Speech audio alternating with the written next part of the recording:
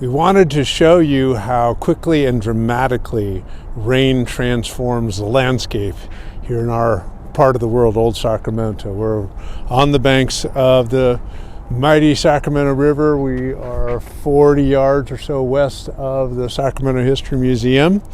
The water is as high as it's been this winter.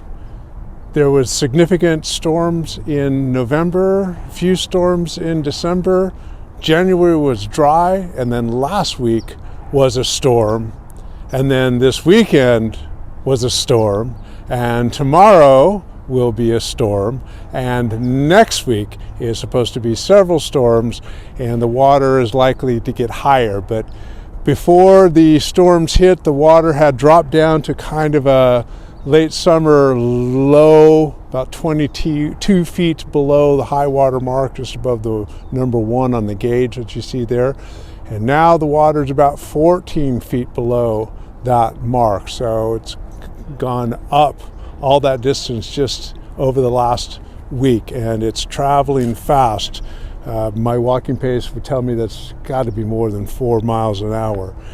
This is a walkway. It is completely covered in water. This area is barricaded, so we won't get too close to the water, although Alex is trying his best. But we want to show you all the changes that come just to Old Sacramento from the storm. Besides this flooded path, come see what else is in store. All these storms are those atmospheric river storms. I'm beginning to think there will never be a storm again in California that isn't called an atmospheric river storm. Very heavy, dense with moisture storms, the same kind of storms that caused flooding when the city began, especially the flood in 1861-62. So right now, small fishing boats can get underneath the I Street Bridge here, but the touring boat like city cruises, larger boats, they are going to require the I Street Bridge to disengage from the traffic and spin on that center axis to make way for the boats. And if City Cruises goes downriver, as it usually does, past the Tower Bridge, then the Tower Bridge will have to raise to allow it to come through. But more changes down here. Just last week, you're likely to see people just sunbathing here on the river down there where the sycamore trees are underwater. They would just sit and enjoy the scenery, but not this week, probably not next week. Gonna have to wait a while. It's gonna be a wet series of storms. You don't even have to go down to the river to see how high the water level is. You just judge by the Delta King, which is once a working steamboat and is now a restaurant hotel. Usually you can see the smokestack from street level. Now the water's so high you can see the whole ship from street level. I like to walk along the floating dock right on the water surface, and on normal days I take this ramp, which usually goes up to that landing and then descend the stairs that gets me down to the floating dock. But the water is so high, this ramp has been detached from the top of there and dropped down directly onto the floating dock.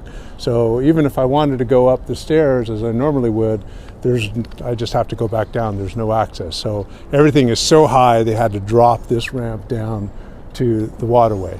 And let's go down there. We'll show you what's going on.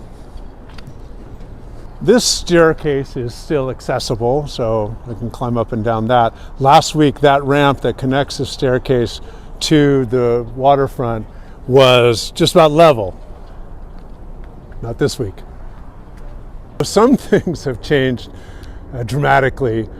Some other things stay the same, and this is a new phenomenon. Sea lions have taken up residence here across the river, and they are bathing now. The speed of the water does not seem to faze them. In fact, if my eyes don't deceive me, the population of this sea lion group has tripled in the last month. This City Cruises boat, the Capital Hornblower, typically goes upstream. The I Street Bridge spins to allow it access. Then it goes downstream. The center of the Tower Bridge raises like an elevator to give it access, and then it comes back. So as the City Cruises boat goes up and down river, the bridges are going to get a lot of work. We're not in any danger from the rising waters. We are a river city, and we have been mindful since the city began about the flood dangers. But as a river city, we just keep watching the waters. This switchback ramp access from the floating dock up to the waterfront has been closed by the city. It's just a little too steep because of the rising water for safe access. So the storms will probably keep it closed for quite some time.